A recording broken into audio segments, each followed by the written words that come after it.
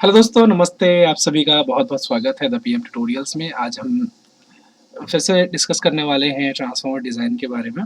पिछले वीडियोज़ में हमने देखा था कि ट्रांसफार्मर डिज़ाइन के लिए सिलेक्शन के लिए कौन-कौन सी चीज़ें ज़रूरी होती हैं, किन-किन चीज़ों की रिक्वायरमेंट होती है और किन-किन पॉइंट्स को ध्यान में रखना होता है। और कुछ कोड्स भी देखे थे और मैनुअल्स के बारे में पढ़ा था IS 2606 एंड CBIP मैनुअल। ऐसे ही काफ़ी सारी चीज़ों को ध्यान में रख के ट्रांसफार्मर को डिज़ाइन किया जाता है। तो अब उसके आगे देखते हैं कि design पर्सपेक्ट of view, design point of view से कितने टाइप के ट्रांसफार्मर होते हैं। तो design type of point of view से ट्रांसफार्मर के टाइप्स के बारे में जानना है। दो टाइप के ट्रांसफार्मर होते हैं, एक तो होता है ड्राई टाइप और दूसरा होता है ऑयल टाइप। तो मेन टाइप ऑफ ट्रांसफार्मर जो कि डिज़ाइन के पर्सपेक्टिव से होते हैं वो होते हैं ड्राई टाइप और ऑयल टाइप। तो इनके बारे में डिटेल में जानते हैं कि कैसे क्या होता है, इन दोनों में क्या डिफरेंसेस हैं और क्या क्या ध्यान में रखना होता है जब इन ट्रांसफार्मर को डिज़ाइन किया जाता है। तो चलिए आगे बढ़ते हैं। तो देखिए, selection of the dry type and oil type transformer. तो देखिए, सबसे पहले कुछ पॉइंट्स को ध्यान में रख के हम लोग कंपेयर करेंगे कि कौन सा ज़्यादा बेहतर है, ड्राई टाइप की ऑयल टाइप। तो पहला तो है maintenance. Maintenance point of view से कौन सा ज़्यादा बेहतर है, ड्राई टाइप ज़्यादा बेहतर है या ऑयल टाइप ज़्यादा बेहतर है, देखते हैं। जैसे कि यहाँ पर लिखा है oil cool transformer requires more maintenance procedures. मतलब जो ऑयल कूल ट्रांसफार्मर्स होते हैं, मतलब जिन्हें की कूलिंग में ऑयल यूज़ होता है एज अ ट्रांसफार्मर, उनको मेंटेनेंस की ज़्यादा ज़रूरत होती है, which must be perform more than often dry type. Dry type की अपेक्षा, ड्राई टाइप के तुलना में, ड्राई टाइप के कंपेयर में ऑयल टाइप में ज़्यादा मेंटेनेंस की ज़रूरत होती है। जो उसमें ऑयल होता है, the oil needs to be sample to test for contamination. मतलब अगर ऑयल कंटामिनेट हो गया है, ऑयल ख़राब हो गया है, तो उसको टेस्ट के लिए रखना होता है, उसको चेंज करना होता है। Whereas the dry type transformer are very resistant to chemical contaminants. जबकि ड्राई टाइप्स जो होते हैं बहुत ही रेजिस्टेंट होते हैं जो केमिकल कंटामिनेंट्स होते हैं, लाइक एनी केमिकल प्रोडक्ट के लिए बहुत रेजिस्टेंट होते हैं। अब कॉस्ट की बात करेंगे। दूसरा पॉइंट है कॉस्ट, इनिशियल एंड ऑपरेटिंग। देखो, दो टाइप के कॉस्ट होते हैं, एक तो इनिशियल और एक ऑपरेटिंग। इनिशियल कॉस्ट किसे कहते हैं? इनिशियल कॉस्ट मतलब उस ट्रांसफार्मर को बनाने के लिए जो बेसिक कॉस्ट आया, ठीक है, वो इनिशियल कॉस्ट होता है।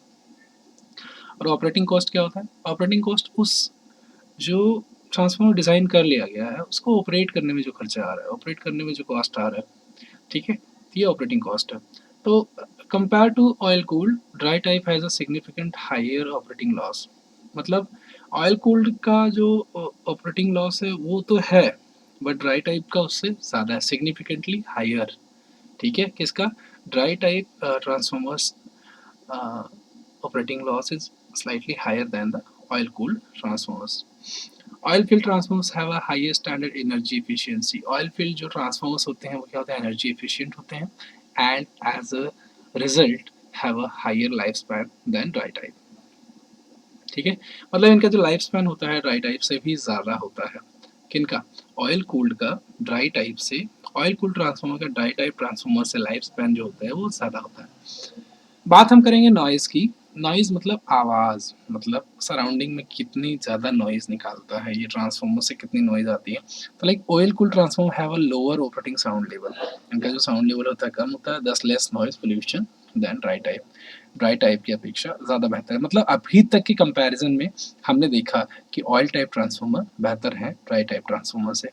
रिसाइक्लेबिलिटी से बात करते हैं। Recyclability with the end of the life recycling for the dry type is limited. Dry type की जो साइकिल रिसाइकलिंग है बहुत ही लिमिटेड होती है, मतलब एक बार यूज़ करने के बाद वो ख़राब हो जाते हैं। While oil unit Bose and easier core reclamation, oil cooled have superior operating life. इनकी ऑपरेटिंग लाइफ बहुत अच्छी होती है, मेंटेनेबिलिटी अच्छी होती है, प्रोड्यूसिंग लेस वेस्ट और requiring less replacement and labour. मतलब ओवरऑल भाई मैं कहता हूँ कि यहाँ पर ऑयल टाइप ट्रांसफार्मर जो है ड्राई टाइप से कंपैरिजन में बहुत ही अच्छा है। ठीक है, इफ़िशियंसी की बात कर लेते हैं यहाँ पर। इफ़िशियंसी देखिए, efficiency dry type transformer are larger units. Dry type transformer जो होते हैं बड़े यूनिट्स होते हैं, लिमिटेड होते हैं वोल्टेज और साइज में, making them more prone to overheating if they are experience overload. अगर उन पे ओवरलोड दिया जाएगा तो क्या करते हैं, ओवर हीटिंग भी प्रोड्यूस करते हैं। As a result they have higher electrical losses, मतलब उनका जो लॉस होता है वो बहुत ही हाई होता है। ठीक है, तो and it is more expensive to maintain dry type power supply over time. Oil cooled units are smaller और मोर एफिशिएंट। ठीक है, बहुत ही, आप देखो जो पहले अभी, अब तो भाई अंडरग्राउंड वायरिंग हो गई है सब जगहों पर, बड़े बड़े शहरों में, और अब जो ट्रांसफार्मर्स आ रहे हैं मोस्ट ऑफ ऑयल कूल्ड होते हैं, कई जगहों पर ड्राई टाइप भी यूज हो रहे हैं। बट पहले जो देखते थे कि बड़े बड़े ट्रांसफार्मर रखे हुए थे जिनमें से ऑयल गिरता रहता था, नीचे फैलता रहता था, वो ऑयल कूल्ड ट्रांसफार्मर थे, वही थे वो। एंड अब बात करते हैं, oil cooled units are smaller and more efficient, they require less demand. ठीक है, and create a smaller smaller environmental footprint. Environment पे भी ज़्यादा बैड इफेक्ट नहीं होते। वोल्टेज कैपेबिलिटी की बात कर लेते हैं। वोल्टेज कैपेबिलिटी की बात करेंगे तो dry type transformers are design to handle small to medium MVA, मतलब dry type small medium, small voltage से मीडियम एमवीए तक इनकी वोल्टेज रेटिंग होती है। Making them ideal for smaller application, इनका जो एप्लीकेशन होता है वो स्मॉलर होता है, स्मॉलर पर्पज में यूज़ होता है जहाँ पर कम वोल्टेज की जरूरत है हमें। Oil cool transformers can handle heavier loads, और जो ऑयल कूल ट्रांसफार्मर्स होते हैं वो क्या करते हैं, हैवी लोड झेल सकते हैं, सह सकते हैं। ठीक है, so applicants that require high voltage will require oil units. अब देखिए, बात आ रही है लोकेशन की, तो लोकेशन, या देखिए मैं शिफ्ट कर रहा हूँ खुद को, या location of the transformer will be biggest determinant for which type you will need, मतलब ये बहुत ही बड़ा निर्णायक पहलू, बिगेस्ट डिटर्मिनेंट। ठीक है, dry type specified for the use in building and near building. ठीक है, यहाँ पर यूज होता है बिल्डिंग के पास है, बिल्डिंग में, simply because they are environmentally safer, ये एनवायरमेंटली सेफ होते हैं। Dry type transformers are less flammable, ये फ्लेमेबल, आग जल्दी नहीं लगती, pose less of fire risk बहुत कम होता है। Making them ideal for the shopping malls, hospitals, residential complex and other commercial areas. Oil cooled transformers are used in outdoor installation due to the possibility of the oil leakage हो सकता है, spill हो सकता है, pose of fire break हो सकता है, and these units are more environment friendly। ठीक है, तो ये सारी चीज़ें अभी तक हमने डिस्कस करी, ये सारे फैक्टर्स फिर से एक बार क्विक रिवीजन कर लेता हूँ कौन कौन से फैक्टर आपको ध्यान में देने हैं। तो देखिए, सबसे पहले तो आपको ध्यान देना है कि maintenance, cost, noise, recyclability, efficiency, voltage capability and location. ठीक है, इन सारे पॉइंट्स को आप ध्यान में दोगे तब आप डिसाइड कर पाओगे कि which type of transfer you need. Like आपको ज़्यादा रेटिंग की ज़रूरत है, ज़्यादा हाई वोल्टेज चाहिए, तब आपको ऑयल टाइप ट्रांसफॉर्मर यूज़ करना चाहिए। ये चीज़ों को, इन चीज़ों को ध्यान में रखना चाहिए। ठीक है, आगे चलते हैं, देखते हैं। अब ट्रांसफार्मर डिज़ाइन में एक महत्वपूर्ण पहलू है, बहुत ही इंपॉर्टेंट पहलू है ये, कि ट्रांसफार्मर कोर क्या होती है। ट्रांसफार्मर कोर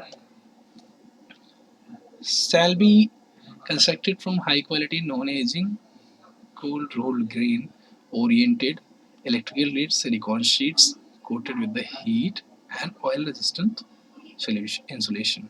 ठीक है भाई, देखो बहुत ही कॉम्प्लिकेटेड, एक साथ मत पढ़ो कभी। Transformer coil shall be constructed, कैसे बनाई जा सकती है, फ्रॉम द हाई क्वालिटी, देखो किससे, हाई क्वालिटी नॉन एजिंग, एक एक पॉइंट हो गया। Cold rolled grain oriented, CRGO, cold rolled grain oriented electrical grade silicone sheets, जो इलेक्ट्रिकल ग्रेड की सिलिकॉन शीट्स होती हैं जो कि हाई हीट और ऑयल रेजिस्टेंट होती हैं। ठीक है, उनसे बनाया जाता है transformer. Both side of the core shall be properly laminated, जो दोनों साइड्स इसकी प्रॉपरली लैमिनेटेड होनी चाहिए। And the core material shall be BIS grade, preferable M4 और बेटर, ये ग्रेड्स होते हैं। ठीक है, the core shall be boltless in design। The insulation structure for the core or core bolts and the core to clamping plates shall undergo DC HV test for the 2.2 kV RMS in 1 minute। ठीक है, root mean square value जो भी है इसकी वो उतना पास करना चाहिए। Steel selection of the supporting of the core shall be sand blasted, post cutting, drilling and finally welding, मतलब जो स्टील सेक्शन होता है उसका वो सैंड ब्लास्टेड होना चाहिए, उसकी कटिंग अच्छी होनी चाहिए, ड्रिलिंग अच्छी होनी चाहिए, वेल्डिंग अच्छी होनी चाहिए, जो भी, ठीक है।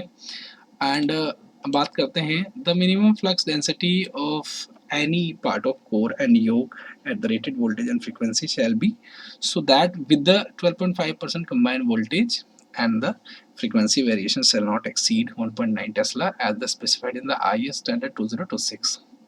जो स्टैंडर्ड के हिसाब से, मतलब जो मैं सिंपल बताता हूँ, जो लोड कैपेसिटी है ना, उस लोड कैपेसिटी 12.5% एक्स्ट्रा लोड होना चाहिए भाई, 12.5% एक्स्ट्रा लोड होना चाहिए। Lifting lugs shall be provided in the core of the lifting purposes.